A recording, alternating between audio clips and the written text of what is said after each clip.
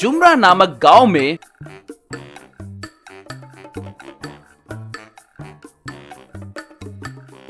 भिक्षु नामक एक मिस्त्री रहता था।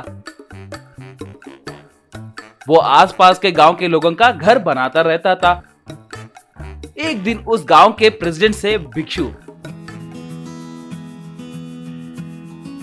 प्रेसिडेंट जी, सरकारी घरों का काम खत्म हो गया, मुझे देने वाले पैसे दिए तो मैं मजदूरों को दे दूंगा। कमाल करते हो भाई, सरकार के पैसे आने के लिए कितना वक्त लगता है तुम्हें पता है ना? 1 हफ्ते के बाद देखो।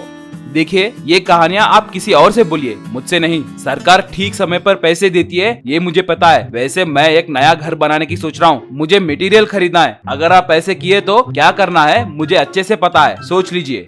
भिक्षु, तुम भी ना क्यों गुस्सा करते हो भाई? तुम्हारे बारे में मुझे पता है ना। अगर तुम चाहे तो सीएम भी बन सकते हो, सही ना? मजाक बहुत हुआ। अगर कल मेरे पैसे मुझे नहीं मिले तो आपको सिनेमा दिखाऊंगा, कहकर वहाँ से चला गया। प्रेसिडेंट अपने आदमी मोहन को बुलाकर,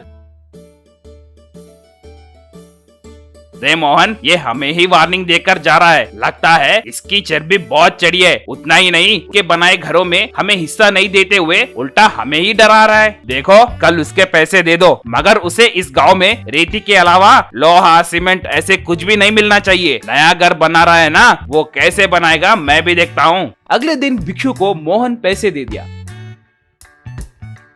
अब भिक्षु किसी भी दुकान पे जाकर पूछने पर दुकान वाले उसे सीमेंट, आयरन ऐसा कुछ भी नहीं है कहकर बोलने लगे।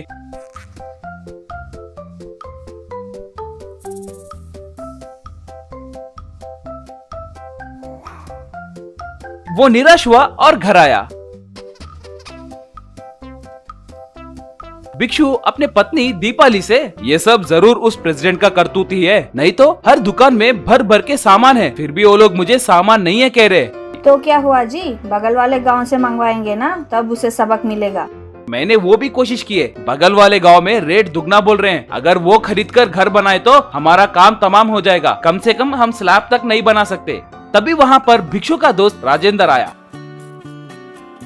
200 साल पहले ये आयरन सीमेंट के बिना लोग घर कैसे बनाए होंगे, और वो अब के इमारतों से भी बहुत मजबूत रहते थे। उस जमाने में रेत, चूना पत्थर, अंडे का सुना, वो सब मिलाकर बनाते थे। ऐसा मैंने हमारे दादाजी बात करते समय सुना था। वैसे भी आजकल उस तरीके से घर कौन बना रहा है?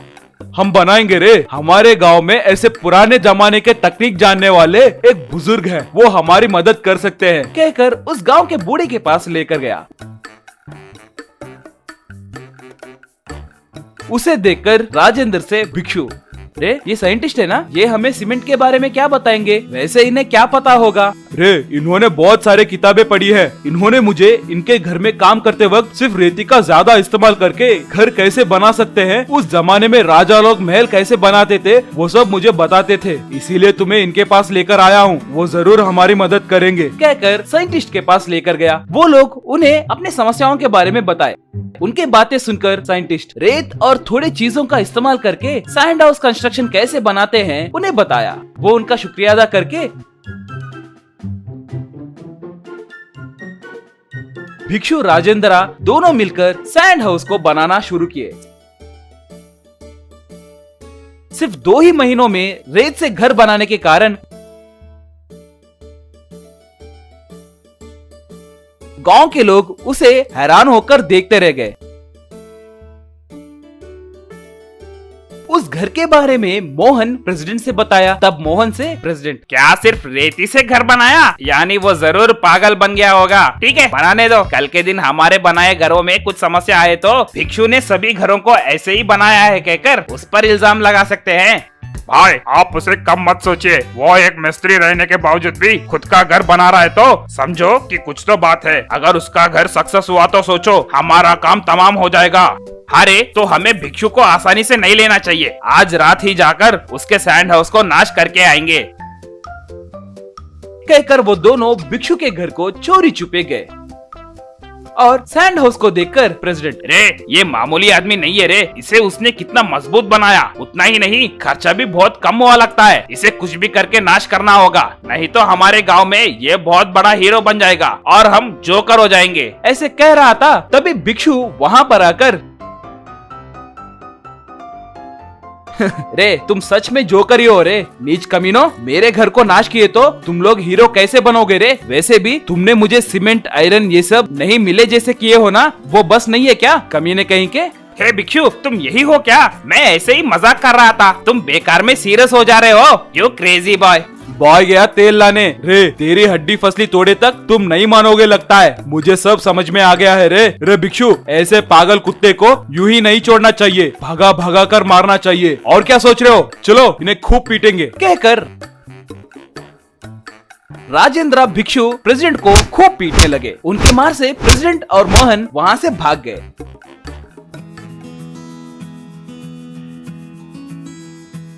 उसके बाद प्रेसिडेंट और मोहन सैंड हाउस के आसपास भी नहीं दिखे। उतना ही नहीं, वो सैंड हाउस आसपास के गांव में बहुत मशहूर हुआ। उनके जैसे घर बनाने के लिए लोग भिक्षु को पूछने लगे।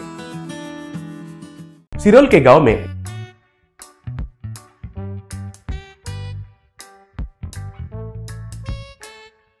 भरद्वाज कहकर एक वैज्ञानिक रहता था। वो हमेशा भूमिगत में मिले चीजों को और समुद्र के अंदर खजानों के ऊपर प्रयोग करता रहता था। भरद्वाज को बलवीर कहकर एक व्यापारी कुछ सालों से उनके प्रयोग के ऊपर निवेश कर रहा था। एक दिन भरद्वाज के पास बलवीर आकर, क्यों वैज्ञानिक साहब, किधर तक आया है हमारा प्रयोग? कुछ सालों से मुझसे आपको इनकमिंग मिल रहा है, लेकिन आपसे मुझे कोई आउटगोइंग नहीं मिला। मेरा कोशिश तो जारी है बलवीर जी, वही काम पर लगा हुआ हूँ और 2 दिन का इंतजार कीजिए। आप खुद नहीं सोचेंगे ऐसा आपका ऋण को वापस करता हूँ। अरे ये बात को तो तुम कुछ सालों से कह रहे हो, मुझे तो कुछ समझ में नहीं आ रहा है। मुझे एक डाउट है, तुम सारे साइंटिस्ट लोग ऐसे ही हो क्या? देखिए सर, आप इतना सालों से मेरा साथ ट्रैवल किए हैं, लेकिन मेरे ऊपर आपको विश्वास नहीं है ना। 2 दिनों में आपको समुद्र से अंडर वाटर मनी वेल से कुछ करोड़ों रुपए निकाल कर देता हूँ। क्यों भाई साइंटिस्ट, मैं तुमको बड़ा कॉमेडी पीस जैसा दिख रहा हूँ क्या? समुद्र क्या है और उसमें अंडर वाटर मनी वेल क्या है? ठीक है, अगर तुम्हारा बात मान लिया तो अंडर वाटर में सोना मिलना चाहिए। ये रुपये कहाँ से मिलेंगे बताओ? समुद्र के गोले और मछलियाँ मिलकर रुपयों को प्रिंट करेंगे क्या? अरे वो डेढ़ दिमाग, वो ब्लैक मनी है। राजनेता और बड़े बिजनेसमैन बिना टैक्स भर के रखते हैं ना वो रुपए। एक माफिया गैंग के जरिए समुद्र में अंडर वाटर मनी वेल में छुपा कर रखे हैं। ऐसा है क्या? तो ये बात तुमको कैसे पता चला? पहले जो सरकार ने डिमोनेटाइजेशन किए थे, तब मैंने नया प्रिंट हुए नोट्स में कुछ माइक्रोचिप्स लगा कर रखा था। उसमें जरूर कुछ नोट इन ब्लैक मनी स्टोरेज में जाएगा कहकर मेरा डाउट था। आज मुझे एक नोट से इंफॉर्मेशन मिला है, कुछ माइक्रोचिप समुद्र के अंदर से सिग्नल्स भेजे थे, उनके बारे में मैं कह रहा हूँ। आज रात को वो अंडर वाटर मनी वेल कहाँ है कहकर एग्जैक्ट लोकेशन का मैपिंग करता हूँ। वाह रे वैज्ञानिक भाई, वाह रे तुम अद्भुत वैज्ञानिक। फिर तुम तुरंत वो मैप को तैयार करो, हम उधर जाएंगे। बाय बाय, लव यू वैज्ञानिक, कहकर उधर से चला गया। इन दोनों के बातों को भीम कहकर एक चोरों का नायक चुपके से सुन लिया और उनके अनुगामियों के साथ, भीम सुनो साथियों, वो कुछ मैप के बारे में बात कर रहे हैं। अगर वो मैप को हम चुराया तो उस मनी वेल से उन पैसों को भी चुरा सकते हैं। भीम भाई, वो अंडर वाटर मनी वेल कह रहा है ना, ऊपर से वो ब्लैक मनी है और ऊपर से पूरा सेफ्टी भी रहता होगा। हमारे जान को बहुत खतरा हो सकता है। तुम मुंह बंद कर बे गधे, जितना भी सेफ्टी रहने दो, इस महान चोर भीम के आगे कुछ भी नहीं है। पहले हमारा तैरक क्रेजी बॉय को तैयार रहने के लिए कहो, सबसे पहले जाकर उस मनी वेल से हम मनी चुराएंगे। उस रात को भीम के अनुगामी साइंटिस्ट के पास उस मैप को चुरा कर लेके गए। ये बात जानकर भारद्वाज तुरंत बलवीर से कहा। वो सुनकर बलवीर, टेंशन नहीं लेने का साइंटिस्ट साहब, ये सब उस चोर भीम का काम ही है ना, मुझे मालूम है। मैं सुबह में उसको इधर देखा था। तो चलो, उससे पहले हमको जाकर रोकना होगा। देखो मिस्टर वैज्ञानिक, सारे जगह तुम्हारा दिमाग ही नहीं चलता है, हमारा भी चलता है। अब अगर हम उस अंडर वाटर मनी वेल के पास गए तो उधर क्या क्या खतरा हो सकता है हमें पता नहीं है ना। अगर वो चोरों का नायक गया तो वो सब खतरा का सामना करना पड़ेगा। पैसे निकालने के बाद उसे कुछ सुपारी देकर हमारा हिस्सा हम ले सकते हैं। अगर वो बाहर नहीं आया तो हम इस बार बहुत सिक्योरिटी मेजर्स लेकर जाएंगे, ठीक है? सर, आप भी आम आदमी नहीं हो, आपका भी दिमाग मामूली दिमाग नहीं है सर। भीम उनके अनुगामियों के साथ एक बोट में समुद्र में गया। और डाइविंग सूट्स पहनकर समुद्र के अंदर कूदे। वे तैरते हुए अंडर वाटर मनीवेल के पास गए थे।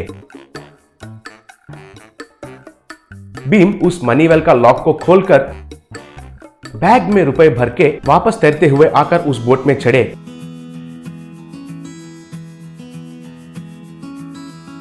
और उस बोट में सब किनारे पहुंच गए।